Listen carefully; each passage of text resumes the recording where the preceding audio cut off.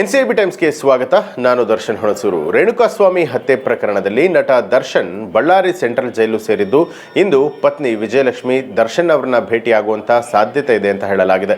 ಬೆಂಗಳೂರಿನ ಪರಪ್ಪನಾಗ್ರಹಾರ ಜೈಲಿನಲ್ಲಿ ದರ್ಶನ್ಗೆ ರಾಜಾತಿಥ್ಯವನ್ನ ಕೊಡ್ತಾ ಇರುವಂತಹ ಪ್ರಕರಣ ಬೆಳಕಿಗೆ ಬಂದ ಹಿನ್ನೆಲೆಯಲ್ಲಿ ಕೊಲೆ ಆರೋಪಿ ದರ್ಶನ್ ಅನ್ನ ಬಳ್ಳಾರಿ ಜೈಲಿಗೆ ಶಿಫ್ಟ್ ಮಾಡಲಾಗಿದೆ. ಇಂದು ದರ್ಶನ್ ಭೇಟಿಗೆ ಅನುಮತಿ ನೀಡುವಂತೆ ಪತ್ನಿ ವಿಜಯಲಕ್ಷ್ಮಿ ಬಳ್ಳಾರಿ ಜೈಲಾಧಿಕಾರಿಗಳಿಗೆ ಮನವಿ ಮಾಡಿದ್ದಾರೆ. ಸೋಮವಾರ ದರ್ಶನ್ ವಿರುದ್ಧ ಚಾರ್ಜ್ ಶೀಟ್ ಸಲ್ಲಿಕೆ ಆಗಲಿದೆ ಅಂತ ತಿಳಿದು ಬಂದಿದೆ. ಈ ಹಿನ್ನೆಲೆಯಲ್ಲಿ ಚರ್ಚೆ ನಡೆಸುವಂತಹ ನಿಟ್ಟಿನಲ್ಲಿ ಇಂದು ಪತ್ನಿ ವಿಜಯಲಕ್ಷ್ಮಿ ದರ್ಶನ್ ಭೇಟಿಗೆ ಬಳ್ಳಾರಿ ಜೈಲಿಗೆ ಭೇಟಿ ನೀಡುವಂತಹ ಸಾಧ್ಯತೆ ಇದೆ ಅಂತ ಹೇಳಲಾಗಿದೆ.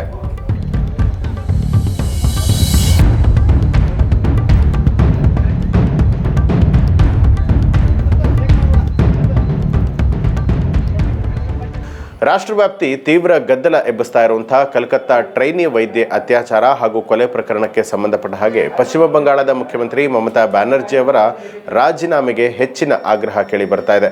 ಅತ್ಯಾಚಾರಿಗೆ ಕಠಿಣ ಶಿಕ್ಷೆಯನ್ನು ವಿಧಿಸಬೇಕು ಅಂತ ಹೇಳಿ ಆಗ್ರಹ ಕೇಳಿ ಬರ್ತಾ ಇರುವಂಥದ್ದು. ಈ ಸಂಬಂಧ ಪಶ್ಚಿಮ ಬಂಗಾಳದ ಮುಖ್ಯಮಂತ್ರಿ ಮಮತಾ ಬ್ಯಾನರ್ಜಿ ಅವರು ಕಠಿಣ ಕಾನೂನನ್ನು ಜಾರಿಗೆ ಮಾಡುವಂತೆ ಆಗ್ರಹಿಸಿ ಕೇಂದ್ರ ಸರ್ಕಾರಕ್ಕೆ ಪತ್ರ ಬರೆದಿದ್ರು. ಈ ಸಂಬಂಧ ಉತ್ತರಿಸಿರುವಂತಹ ಕೇಂದ್ರ ಸರ್ಕಾರ ಮಮತಾ ಬ್ಯಾನರ್ಜಿ ಅವರಿಗೆ ತಿರುಗೇಟನ್ನ ಕೊಟ್ಟಿದೆ. ಮಮತಾ ಬ್ಯಾನರ್ಜಿ ಪತ್ರಕ್ಕೆ ಪ್ರತಿಕ್ರಿಯೆ ಕೊಟ್ಟಿರುವಂತಹ ಕೇಂದ್ರ ಮಹಿಳಾ ಮತ್ತು ಮಕ್ಕಳ ಅಭಿವೃದ್ಧಿ ಸಚಿವೆ ಅನ್ನಪೂರ್ಣಾ ದೇವಿ ಅವರು ಅತ್ಯಾಚಾರ ಪ್ರಕರಣಗಳನ್ನು ಮತ್ತು ಲೈಂಗಿಕತೆಯಿಂದ ಮಕ್ಕಳ ರಕ್ಷಣೆಗೆ ಮೀಸಲಾಗಿರುವಂತಹ ಫಾಸ್ಟ್ ಟ್ರ್ಯಾಕ್ ವಿಶೇಷ ನ್ಯಾಯಾಲಯಗಳ ಸ್ಥಾಪನೆ ಮತ್ತು ಕಾರ್ಯಾಚರಣೆಯನ್ನು ತ್ವರಿತಗೊಳಿಸುವಂತೆ ಕರೆ ನೀಡಿದ್ದಾರೆ. ರಾಜ್ಯದಲ್ಲಿ ಅಪರಾಧಗಳ ಕಾಯ್ದೆಯನ್ನು ಮತ್ತಷ್ಟು ಬಲಗೊಳಿಸಿ ಭಾರತೀಯ ನ್ಯಾಯ ಸಂಹಿತ ಮತ್ತು ಭಾರತೀಯ ನಾಗರಿಕ ಸುರಕ್ಷಾ ಸಂಹಿತ ಸೇರಿದಂತೆ ಕೇಂದ್ರ ಶಾಸನವು ಅಪರಾಧದ ತೀವ್ರತೆಗೆ ಅನುಗುಣವಾಗಿ ಅತ್ಯಾಚಾರಕ್ಕೆ ಜೀವಾವಧಿ ಶಿಕ್ಷೆ ಅಥವಾ ಮರಣ ಸೇರಿದಂತೆ ಕಠಿಣ ಶಿಕ್ಷೆಗಳನ್ನು ಈಗಾಗಲೇ ಜಾರಿ ಮಾಡಲಾಗಿರುವಂಥದ್ದು.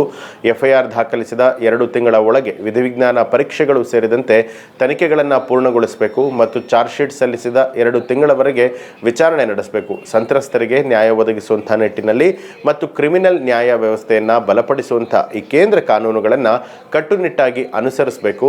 ನಾನು ಪಶ್ಚಿಮ ಬಂಗಾಳ ಸರ್ಕಾರವನ್ನು ವಿನಂತಿ ಮಾಡಿಕೊಳ್ತೇನೆ ಅಂತ ಹೇಳಿ ಕೇಂದ್ರ ಸಚಿವೆ ಅನ್ನಪೂರ್ಣಾ ದೇವಿ ಮಮತಾ ಬ್ಯಾನರ್ಜಿ ಅವರಿಗೆ ಬರೆದಿರುವಂತಹ ಪತ್ರದಲ್ಲಿ ಉಲ್ಲೇಖ ಮಾಡಿದ್ದಾರೆ.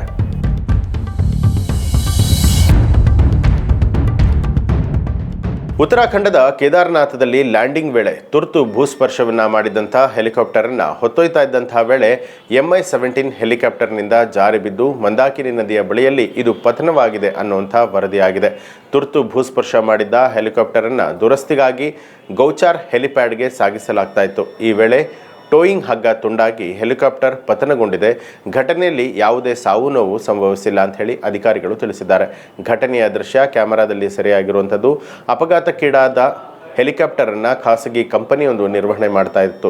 ಮೇ 24ರಂದು ಕೇದಾರನಾಥ ದೇಗುಲಕ್ಕೆ ಯಾತ್ರಾರ್ಥಿಗಳನ್ನು ಹೊತ್ತೊಯ್ತಿದ್ದ ವೇಳೆಯಲ್ಲಿ ಈ ಹೆಲಿಕಾಪ್ಟರ್ ತಾಂತ್ರಿಕ ದೋಷದಿಂದ ತುರ್ತು ಭೂಸ್ಪರ್ಶ ಮಾಡಿತ್ತು. MI-17 ಹೆಲಿಕಾಪ್ಟರ್ ಸಹಾಯದಿಂದ ಅಪಘಾತಕ್ಕೀಡಾದಂಥ ಹೆಲಿಕಾಪ್ಟರನ್ನು ಗೌಚಾರ್ ಹೆಲಿಪ್ಯಾಡ್ಗೆ ದುರಸ್ತಿಗಾಗಿ ಕೊಂಡೊಯ್ಯುವ ಯೋಜನೆ ಇತ್ತು. ಸ್ವಲ್ಪ ದೂರ ಕ್ರಮಿಸಿದ ತಕ್ಷಣ MI-17 ನಿಯಂತ್ರಣ ಕಳೆದುಕೊಂಡಿದ್ದರಿಂದ ಹೆಲಿಕಾಪ್ಟರ್ ಪತನ ಆಗಿದೆ.